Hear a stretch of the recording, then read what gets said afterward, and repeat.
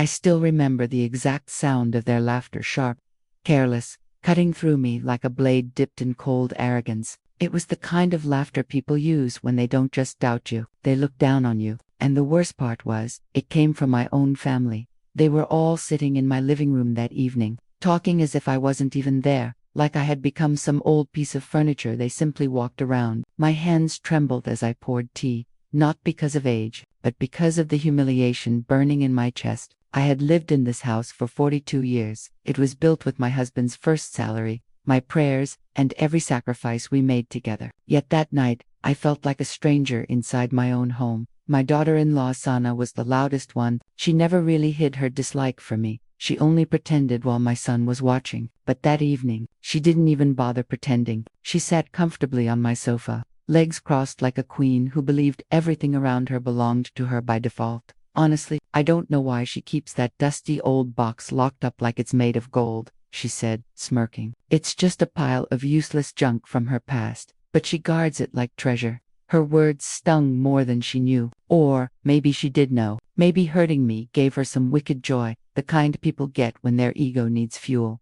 Everyone chuckled. Her sister, her cousins, even my son forced a small smile, the kind meant to avoid conflict but still participated in my humiliation. That smile cut me deeper than any insult, because when the whole world mocks you, you can survive, but when your own child silently allows it, a part of you dies. I kept stirring the tea, though I had long finished preparing it. My hands needed something to do because if they became still, my pain would become visible, and I refused to give her that satisfaction. She continued, laughing louder. Maybe she thinks that broken trinket box is some kind of royal inheritance. I swear, one day we'll open it and only dust will come out. They all laughed again.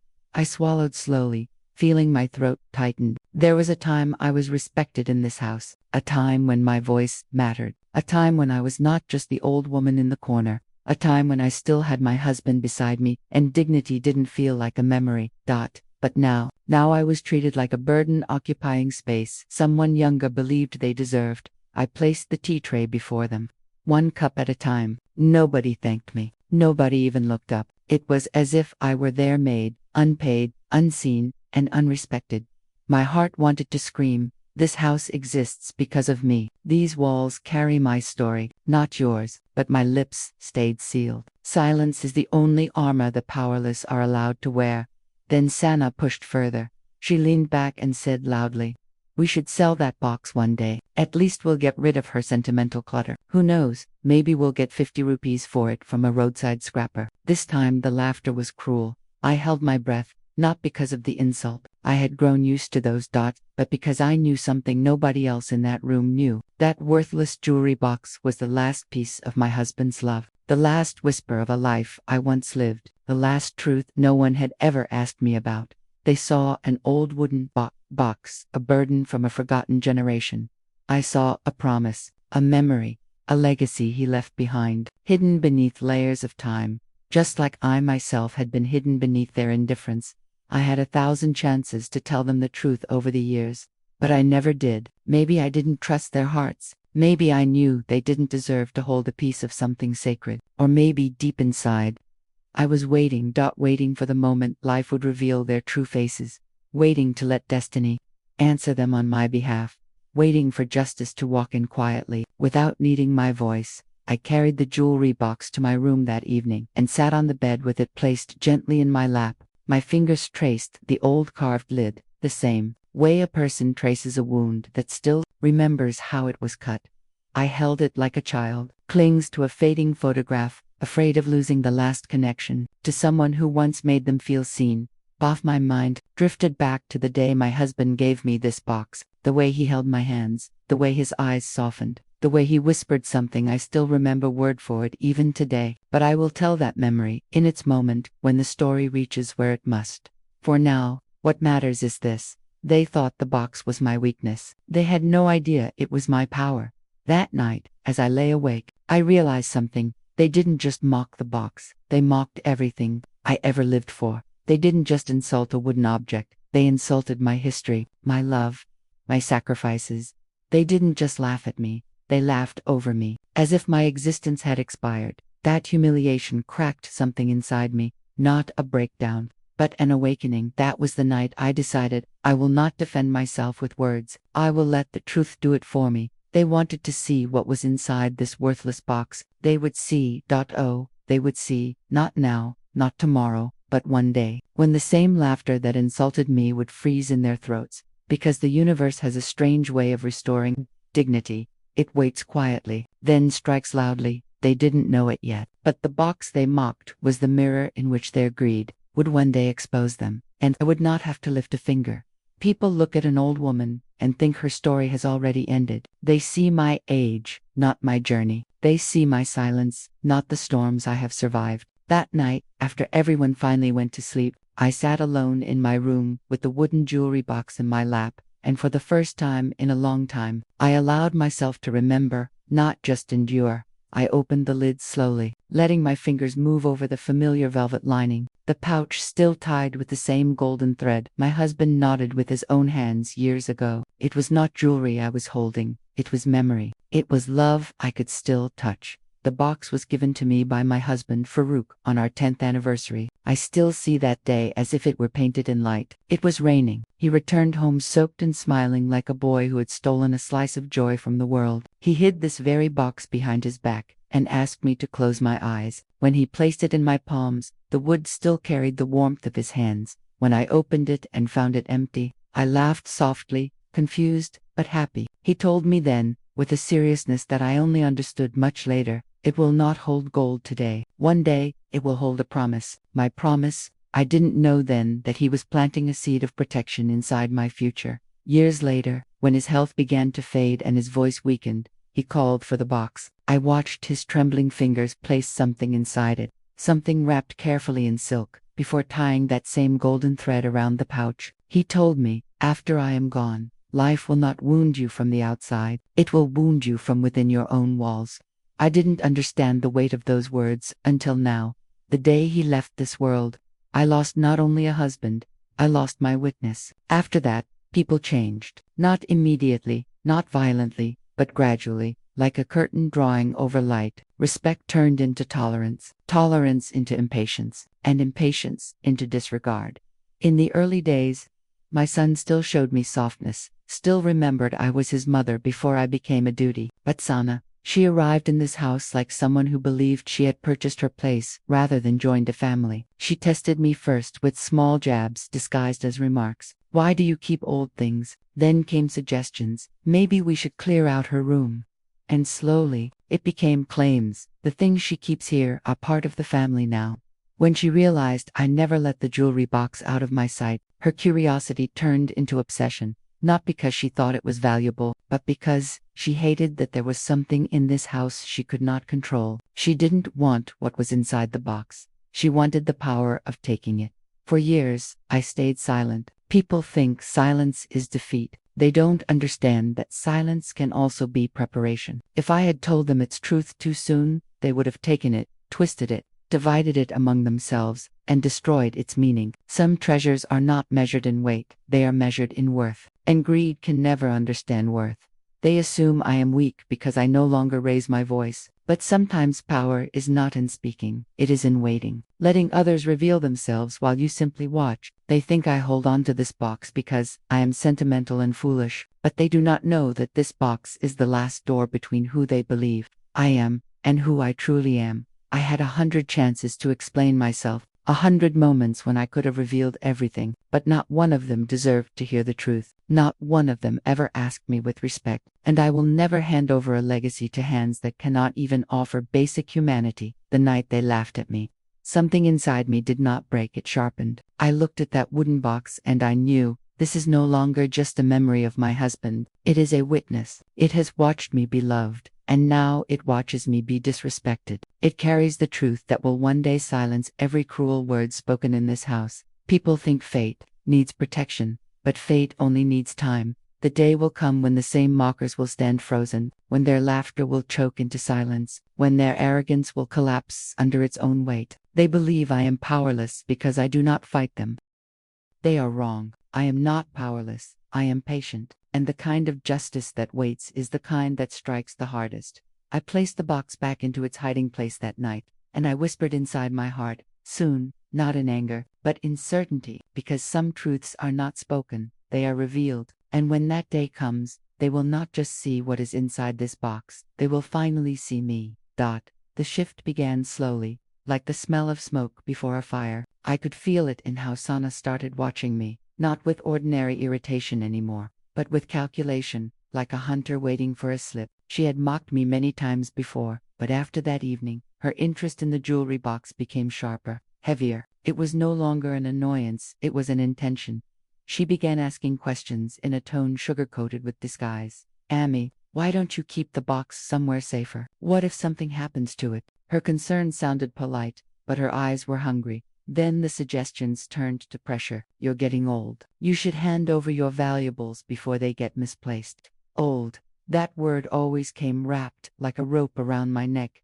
In her voice. Old didn't mean wise or respected. It meant replaceable. One afternoon when my son was at work, she came into my room unannounced. She didn't knock, she didn't greet, she just barged in, like a person checking inventory. Her arms were folded, her chin lifted, and she looked at me the way landlords look at tenants when they want the house emptied.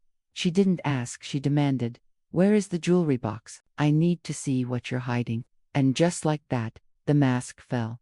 I looked at her for a long moment, not in fear, not in anger, but in realization. This was the moment my husband had predicted. This was the shift from disrespect to entitlement. She truly believed she had the right to take what was not hers. I didn't respond. Silence is the one thing greedy people cannot fight, because they cannot conquer what they cannot provoke. She searched the room, opening drawers and cupboards like she was the owner and I was some old leftover occupant. She didn't find it. She never would, because she was looking for possession, not meaning. That night, when my son came home, she staged a performance. She stood before him with wounded eyes and a trembling voice, as if she were the oppressed one.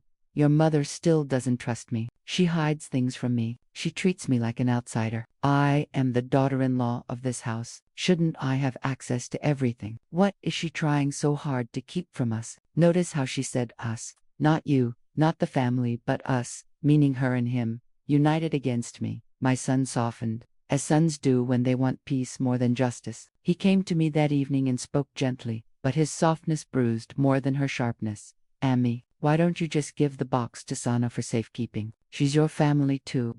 Family. He used that word like a bandage to cover a wound she created. I looked at him and saw not the boy I raised with honesty, but a man who had learned how to look away from truth when it's inconvenient. He wasn't cruel, but he was blind, and blindness in a loved one hurts more than hostility from a stranger. I did not argue with him. I didn't defend myself. I simply said, "It is safe where it is." He sighed, disappointed, as if I were being childish, instead of protecting the last sacred piece of my past. Within a week, her attempts turned desperate. She began spying on me, pretending to clean my room while her eyes scanned corners, pretending to ask me mundane questions while watching my hands, waiting for me to slip. She followed the sound of my footsteps. She checked where I kept my keys. She even asked the maid whether she had ever seen me opening a secret place. But greedy hearts always make one fatal mistake. They think access equals ownership.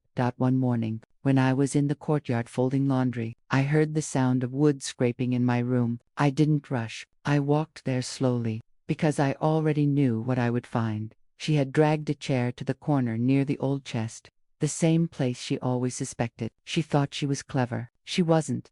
The box was never in the obvious place, because real safety is not about hiding something. It is about understanding who is unworthy to recognize it. When she saw me in the doorway, she didn't even look guilty. She looked irritated that she was caught before succeeding. "You're being unreasonable," she said angrily. "This house belongs to us now. Everything inside it should be accessible to the family, not my husband's home, not my life's shelter, not the place I built brick by brick. Us again." That's when I realized something painfully simple. I had not lost respect, I had lost identity. She didn't see me as the woman who raised her husband, who held this family together through storms, who built these walls with years of sacrifice. She saw me as a leftover inhabitant, a hurdle in inheritance, a keyholder she needed to eliminate. That evening, she told my son that I refused to hand over valuables. She used the word valuables deliberately. Suddenly, suspicion replaced indifference. Within days, their tone shifted. Whispers became arguments. Arguments became pressure. They both cornered me one night in the dining room. Sana spoke first, bold and sharp. You can't keep secrets from your own family. We want the box. My son didn't look me in the eye when he added, please don't make this difficult. Difficult. That word told me everything. I was no longer a mother. I was an obstacle. I looked at their faces, hers twisted with greed, his lowered in silent weakness, and in that moment, something inside me settled like a final page turning. They believed they were confronting me, didn't know the confrontation had already ended. BAFTA, because when a person shows you what you mean to them, truly, there is nothing left to argue. I didn't shout, I didn't plead, I simply said the words that sealed fate. You may take the box the day you earn the right to understand what it contains. She scoffed. My son stayed silent, but I saw it, the spark of desperation in her eyes. She wasn't going to wait, she was going to take it, and I knew, the moment she tried, destiny would begin its work. I began waking up earlier than usual, not because I was afraid she would steal the box, but because I wanted to witness how far she was willing to fall for something she did not understand. Greed turns people into performers, and she was now acting from dawn till dusk, pretending to be dutiful, soft-spoken,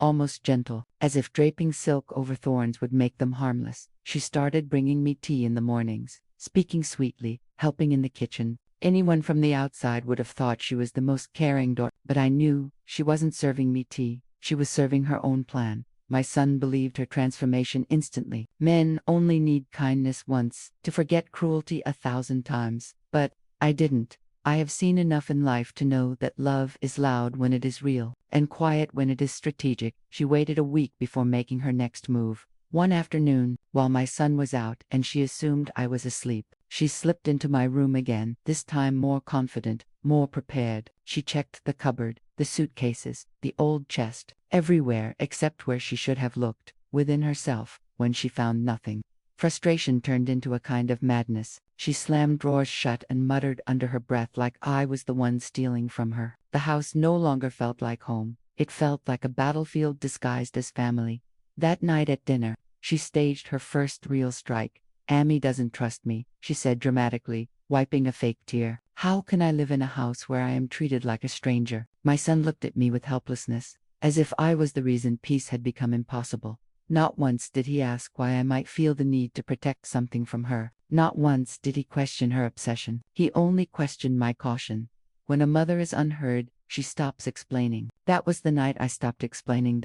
She must have realized that pressure wasn't enough, so she began poisoning his mind quietly. Subtle words, disguised sympathies, tactical tears, and he absorbed it all like a dry sponge. That it didn't take long. One morning, he came to my room, stood near the doorway, and said the sentence that cut deeper than any insult. Sana thinks you don't consider her part of the family. Is it true? Not, why are you upset? Are you hurt? Amy, what's wrong? No. The only concern was her feelings, not my truth.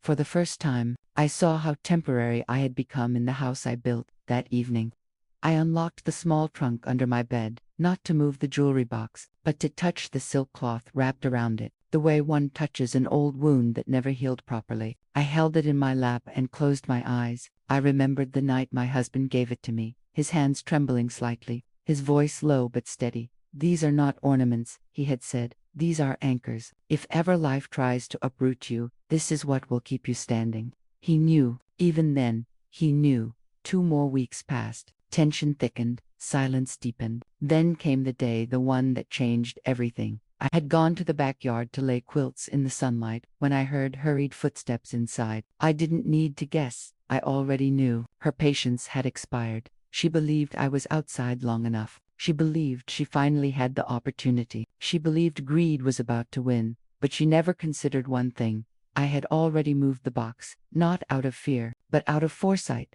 When I stepped back inside, I found her standing in my room, with a locksmith, a stranger, prying at my drawers like a thief in broad daylight. And she wasn't ashamed. She looked victorious. There's no need to make this dramatic, she said coldly. Once I have it, this tension will end. That sentence told me everything. She didn't want peace. She wanted ownership. When my son walked in minutes later and saw the scene, he didn't scold her. He scolded me.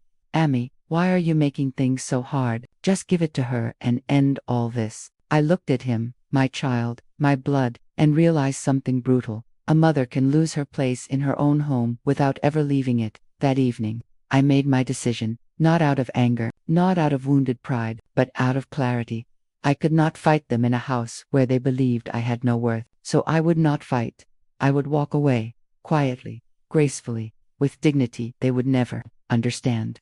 Because they thought the jewelry box was the treasure. They had no idea I was the one holding the real inheritance. And soon, very soon, life was going to show them what they had lost. The next morning, I woke up before anyone else, washed my face, offered my prayers, and sat on the edge of my bed for a long time with my hands folded in my lap. There was no anger inside me anymore, only a stillness, the kind that arrives when the final page of a long chapter has already turned in your heart. I packed a small bag, just clothes, medicine, and the scarf I wore the day my husband first brought me home as his bride. I didn't take jewelry, nor money, nor anything they could accuse me of stealing. Some departures are meant to be so silent that your absence says more than your presence ever could. When Sana saw me preparing to leave, she looked shocked, but quickly disguised it as false concern. "Where are you going, Amy? There's no need to leave. We're family. Let's just talk." Talk. The word people use when they mean surrender. I did not answer her. I simply looked at her, really looked, and in that moment I saw something she never expected I would recognize. Fear. Not fear of losing me, but fear of losing the chance to get what she thought was hers. My son entered the room just then, half confused, half guilty. "Amy, this is unnecessary. Why are you doing this?" I folded my shawl neatly over my arm, because I refuse to live in a house where I am no longer respected. He opened his mouth to defend her, not me. "You're misunderstanding, Sana." I raised my hand gently. "No, you are misunderstanding me." Silence settled over the room like dust. For once, he had nothing to say because there was nothing left to justify. When I reached the gate, the driver appeared, startled but respectful. "Where should I take you, Baji?" he asked softly. "To the notary office," I replied, because today was not the day I was being defeated. Today was the day I was going to finish what my husband started. They thought the jewelry box held gold or diamonds, but they never asked why my husband chose to hide something so carefully. They never considered the possibility that greed was blinding them from the real inheritance entirely. The pouch inside the box did not contain ornaments. It contained documents, ownership documents of ancestral land my husband had bought quietly years ago, property no one knew existed, land worth more than everything inside this house combined. But those documents were not in the box anymore, because I had already transferred them into a trust in my granddaughter's name, not my son's, not my daughter-in-law's, the only soul in this house who ever loved me without calculation. At the notary office, I signed the final papers. With every signature, I felt something I hadn't felt in years. Peace, the kind that comes when life folds back into fairness. Later that afternoon, I returned home one last time, not to stay, but to leave differently than they expected. When I entered, Sana rushed to the door, as if afraid I had gone to hand her treasure to someone else. My son followed behind her, uneasy, restless. I walked to my room slowly, opened the small cupboard by the window, and took out the jewelry box. My son watched me closely, thinking this was finally the moment he would get answers. I sat down on the sofa and placed the box in my lap. "All this time," I said quietly, "you too believed this box was the treasure. You never once considered the possibility that the treasure was the person holding it." They looked confused, hungry for revelation but blind to meaning. "My husband didn't leave me diamonds," I continued. "He left me power. The power to choose who receives his legacy. And the two of you have shown me, with your words and your deeds, that neither of you are worthy of it." Sana's face was drained of color. My son's hands began to tremble. "The documents that were once inside this box," I said, opening the lid to show its emptiness, "are already transferred, signed, sealed, protected." "To whom?" my son asked, his voice small. "To the only person in this house who knows how to love without greed," I answered. "Your daughter." The silence after that was heavier than thunder. "I am not leaving because I am weak," I told them. "I am leaving because I have already won. You only realize a person's worth after they walk away, and now, life will teach you what I could not." I stood up, wrapped my shawl, and walked toward the door without looking back. The house behind me was still standing, but the illusion inside it had already collapsed. They thought they had taken everything from me. They had no idea I had already taken everything that mattered from them. I didn't cry when I left. People assume a mother breaks when she walks away, but the truth is, she breaks long before the door closes behind her. By the time I stepped out of that house, there was nothing left in me to shatter. Only a quiet kind of strength, the kind that waits, watches, and then lets life finish the sentence. I moved to a small portion of the old family house that had belonged to my parents. It wasn't grand, but it was peaceful, and peace, at my age, is worth more than any chandelier-filled prison.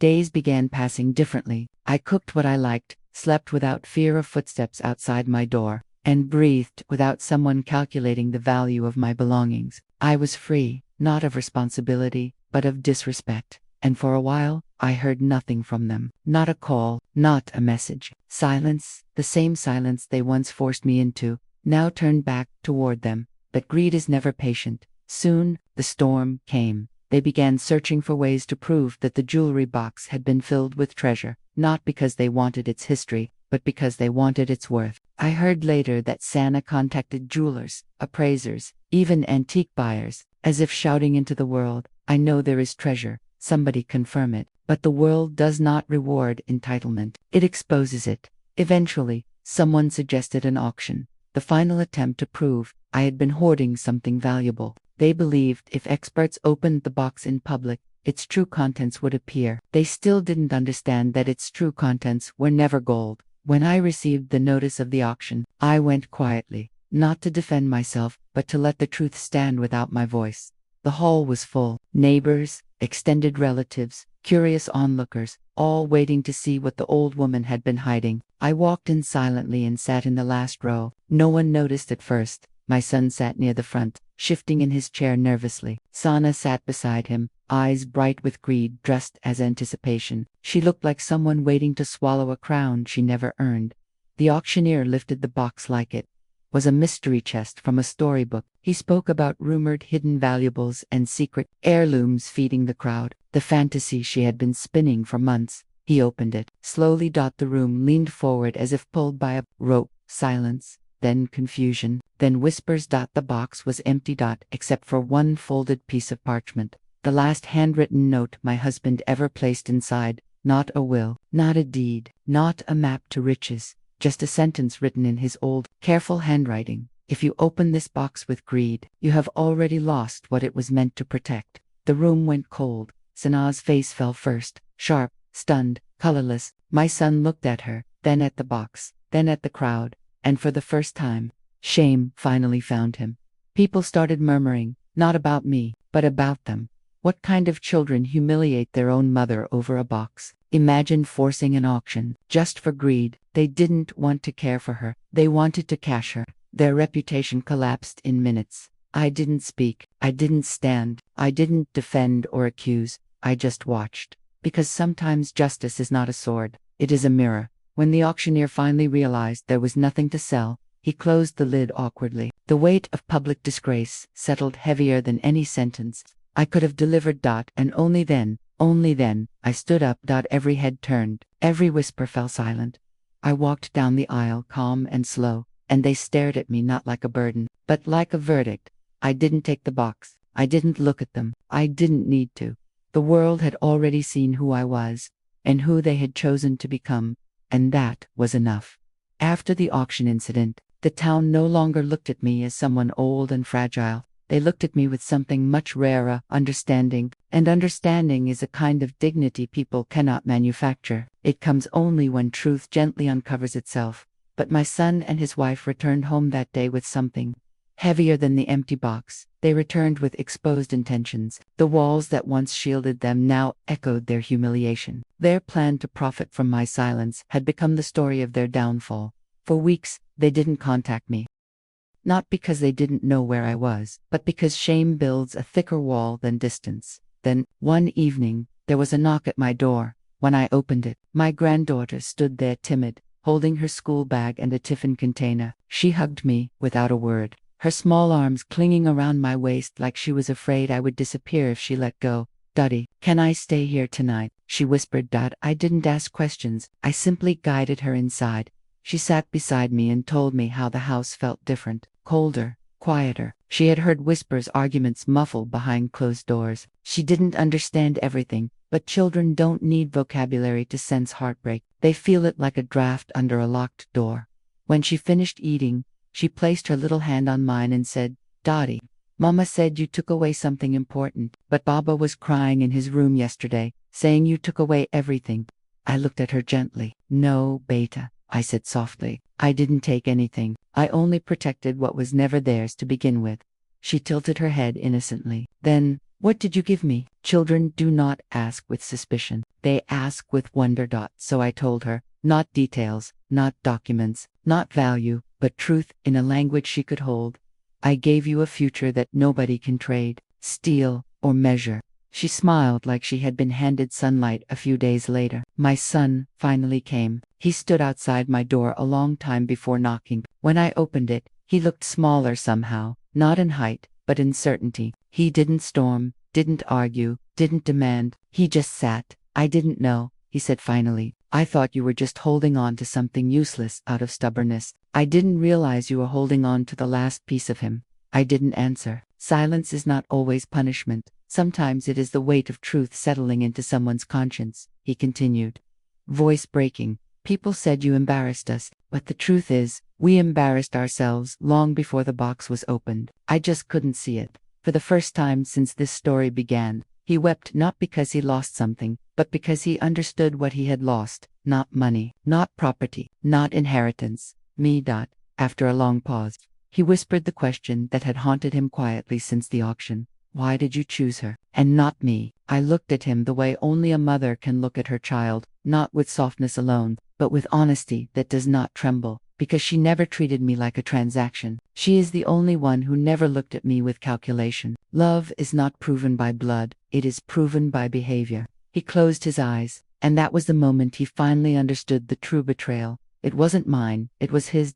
Not the betrayal of property, but the betrayal of the relationship. Before leaving, he asked one last question. "Is it too late to fix what I broke?" I didn't promise him forgiveness, I promised him responsibility. "It is not too late," I said, "but I will not walk back into your home. If you want me in your life again, you will have to build a new one in your heart first, not your house." That day, something shifted, not fully healed but begun, because consequences are not revenge, they are educated, and some lessons require loss to finally make space for love. Word travels differently.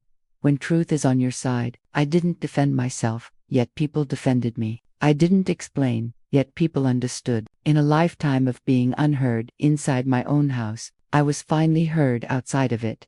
Not long after that conversation with my son, something unexpected happened. Not from him, but from the world outside. A government notice was issued regarding a major development project, a commercial expansion across the outer district, including the very ancestral land my husband had secretly secured years ago. The value of that land increased overnight, not 2 times, not 10, but 100-fold. The same property they dismissed as sentimental nonsense was now worth more than their house, business, and savings combined. And they didn't even know, until the newspapers announced the acquisition proposal. By then, the land was already legally transferred to my granddaughter through the trust. My husband hadn't just left me protection, he left me foresight. He knew the storm that would come one day, and he made sure I would not be washed away with it. When my son learned the land's worth, he didn't come to me in greed, he came in disbelief. His voice trembled as he read the report aloud.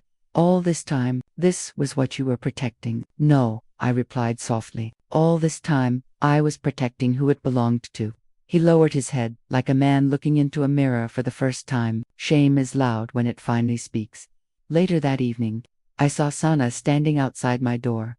Not bold, not entitled, not blazing with accusation like before. This time she looked like someone whose confidence had slipped through her fingers. She didn't dare come inside. She only stood on the threshold. I didn't know," she said quietly. "You didn't want to know," I answered. There was no anger in my voice, only clarity. She swallowed hard. "I thought you were trying to keep us from something, and all this time," I replied, "you were trying to take something you never even cared to understand." She didn't argue, because for the first time in her life, she had no script. Life had stripped her of performance. When she left, I didn't feel triumph. I only felt completion. Some people are not humbled by poverty. They are humbled by being unable to purchase what matters. Days later, my granddaughter visited again. She came running into my arms, more radiant than ever. Dottie, teacher said, I'm very lucky. She giggled. No, I smiled, brushing her hair behind her ear. You are loved. Lucky is just what people call the blessings they don't understand. She looked up at me with a softness that reminded me of who I had once been before age, before silence, before disappointment, hardened experience into wisdom. And in that small, bright smile, I remembered that I had not lost a family. I had simply protected the part worth keeping. The world believed this story was about jewelry. My children believed it was about inheritance, but they were all wrong. This story was always about character. A box doesn't reveal what is inside it. It reveals what is inside people. Time is the truest judge. It doesn't punish loudly. It just reveals quietly. My son didn't change overnight, but I saw something softening in him, the kind of humility that only grief for your own actions can create. He began visiting more often, not to ask for anything, but simply to sit beside me. No demands, no persuasion, just presence. Sometimes he would try to speak, but guilt tied his tongue, and I let silence do the work that words never could. Real repair does not begin with apology. It begins with awareness. Santa came only once more, not with entitlement, this time, but with emptiness. She did not ask for forgiveness. She did not ask for land. She only stood quietly in my doorway, looking at a life she could no longer claim. I realized then, regret is not when you lose property. Regret is when you lose your place in a heart. People say lessons make you wiser. I say they make you smaller first, so humility has space to grow. As for me, I did not win by wealth. I won by not becoming like them. The jewelry box still sits in my home today, empty to the world, full to me, not because of what it once held, but because of the story it lived through. It is not a container of gold. It is a witness of character. And whenever my granddaughter opens it, I tell her the same thing my husband once told me. Some treasures shine, but the most precious ones protect. I don't know what the future holds for my son and his wife. Maybe one day real remorse will replace wounded pride. Maybe one day they'll learn the difference between inheritance and legacy. Maybe one day he will become the man his father believed he could be. Until then, I have peace, the quiet kind that comes when you finally choose yourself after a lifetime of choosing everyone else. The world measured me by age, my family measured me by usefulness, but destiny measured me by dignity, and dignity does not need witnesses. It becomes its own proof. If you are watching this and you have ever been treated as if your worth ended when your youth did, remember this. People only see value when they understand loss. Never shrink yourself to be accepted in a house where your respect is negotiable. Your silence today may be the very thing that reveals the truth tomorrow. If you are a daughter, a mother, or a grandmother listening, tell me in the comments, have you ever had to protect your dignity from your own family? Thank you for reading my story. If it touched your heart, please like, comment, and subscribe. Your support helps my voice reach those who still feel unheard.